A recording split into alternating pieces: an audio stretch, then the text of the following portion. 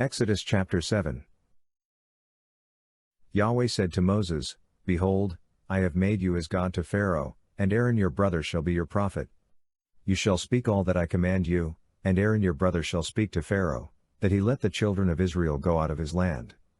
I will harden Pharaoh's heart, and multiply my signs and my wonders in the land of Egypt. But Pharaoh will not listen to you, so I will lay my hand on Egypt, and bring out my armies, my people the children of Israel, out of the land of Egypt by great judgments. The Egyptians shall know that I am Yahweh when I stretch out my hand on Egypt, and bring the children of Israel out from among them.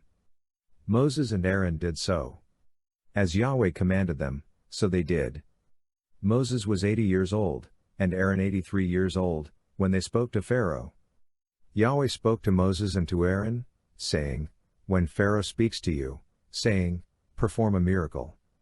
Then you shall tell Aaron, Take your rod, and cast it down before Pharaoh, and it will become a serpent. Moses and Aaron went into Pharaoh, and they did so, as Yahweh had commanded. Aaron cast down his rod before Pharaoh and before his servants, and it became a serpent. Then Pharaoh also called for the wise men and the sorcerers. They also, the magicians of Egypt, did the same thing with their enchantments. For they each cast down their rods, and they became serpents, but Aaron's rod swallowed up their rods. Pharaoh's heart was hardened, and he didn't listen to them, as Yahweh had spoken.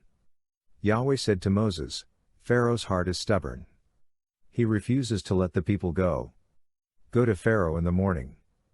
Behold, he is going out to the water. You shall stand by the river's bank to meet him.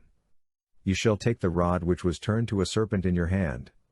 You shall tell him, Yahweh, the God of the Hebrews, has sent me to you, saying, Let my people go, that they may serve me in the wilderness.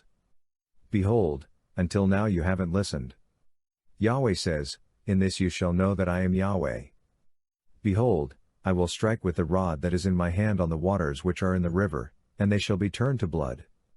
The fish that are in the river will die and the river will become foul. The Egyptians will loathe to drink water from the river.